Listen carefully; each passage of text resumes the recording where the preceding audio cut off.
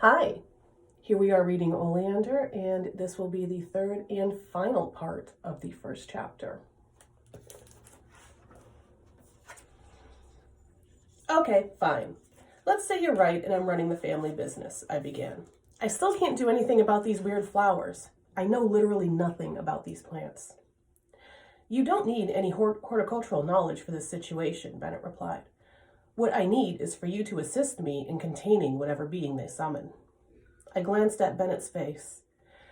He was calm, as if he'd encountered such beings before. You've done this before. Contained things. I have. Any idea what this being could be? I asked.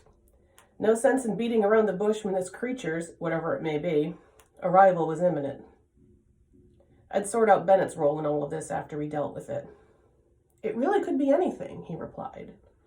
Historically, groupings of 3 or more objects were used to summon demons, but I suppose any sort of spirit could manifest. Like a ghost? Well, yes, that's a possibility. Ghosts. I could handle a ghost. Other types of spirits? Not so much. May I see the flowers? Of course. Bennett led me to the center of the greenhouse where the corpse flowers were arranged in a circle, along with some palm trees and other specimens that looked straight out of a jungle. The corpse flowers were each planted in their own large, rather ornate cement pots, and the ground beneath the pots was covered with dark gray gravel. There was a small fountain in the center of the display, and the moon was shining directly onto the water's surface. The corpse flowers themselves were huge and more like miniature trees than what I'd been expecting. Each flower had a large trumpet-shaped base on top of stems that were thicker than my arm. The trumpets were almost a meter high, and the central stalks, what Bennett had called spathes, towered above them. I glanced at the fountain and saw that the spathes reflected in the water's surface. Their reflections surrounded the moons like 3 daggers threatening to pierce the orb at any moment. Are the plants always arranged this way? I asked. Around the fountain like that? No. They were rearranged when they started blooming to make it easier for those who wished to study them, Bennett replied. Is something wrong? It looks like they're already set up for a ritual.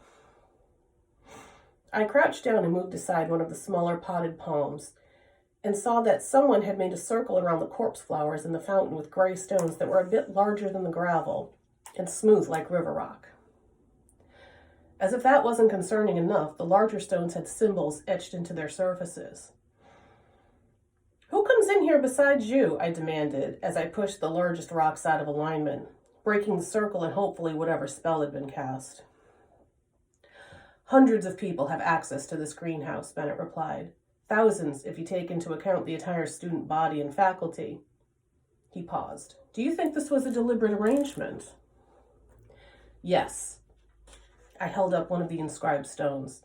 Have you noticed these larger stones? Bennett crouched down and picked one up. He frowned when he saw the symbol. Eli, I had no idea. I know you didn't. Let's just move them aside and see if that changes anything. Do you know what these symbols mean? No, but I will research them. He glanced at me. They do appear to be black magic. I sighed. Of course they do. While Bennett and I grabbed the inscribed stones and tossed them aside, Nicholas walked up behind us. What's going on here? He asked. Someone arranged these plants in such a way that they could possibly summon a spirit, demonic or otherwise, I replied without looking up. I hoped he'd assume I was crazy and leave us alone. No such luck. Ah, is there anything I can do to assist? I looked up at him. You believe me? Why shouldn't I? Nicholas countered. Dr. Carrington, should you really be down on all fours like that? Someone brought black magic into this glass house, he snapped. I'll be damned if I let it stay here. Nicholas cocked his head towards me. Why do we think black magic is present? I handed him one of the stones and explained, these symbols on these rocks, and the way everything's been arranged around the fountain, is indicative of a summoning ritual. Bennett recognized the symbols as possible black magic. We've set everything up in this house according to the original plans.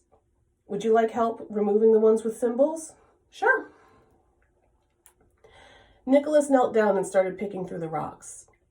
Since it was dark and the river rocks were only a bit larger and darker than the surrounding gravel, it wasn't easy to find them. The original house did not have displays of corpse flowers, though. You mentioned plans. Was there a greenhouse here before this one? No, not here at the college. I mean the plans from when this greenhouse was first erected, Nicholas replied. This is an antique structure and was shipped over from England piece by piece. Dr. Carrington was quite pleased to acquire a classic house in such good repair. Huh. I grabbed a few more inscribed stones and threw them behind a potted banana tree. Any idea where this greenhouse was situated in England? It was one of the properties owned by Sir Edmund Allwood in the 17th century. Allwood. I looked at him over my shoulder, then I went back to sorting rocks. Any relation to your family? The name should sound familiar if you know your local history. The Allwoods were one of the founding families in this area. Most claim they were the most powerful witch clan in the New World.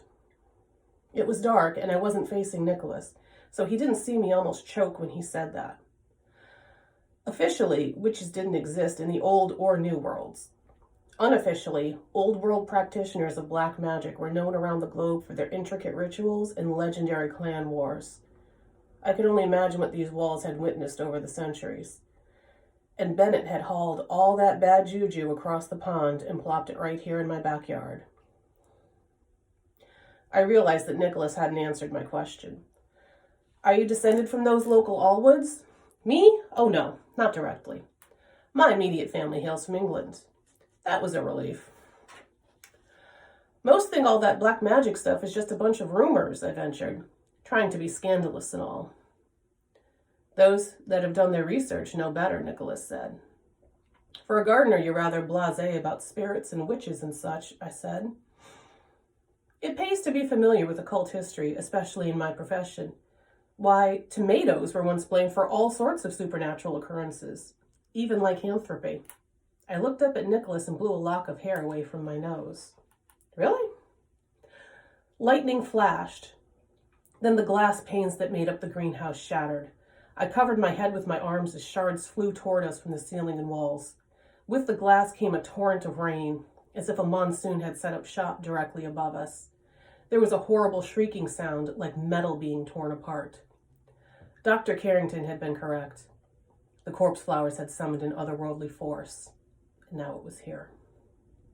The noise and falling glass ended as abruptly as it had begun. I peeked around my arms, already stiff in my rainwater-soaked clothes. I looked upward, but I couldn't see a single cloud in the night sky. How had the rain started and then ended so abruptly? Eli? Bennett called. Eliza, where are you? I'm okay, I said as I pushed myself upright. You? I'm a bit scratched up, but the tweed held off the worst of it, he replied.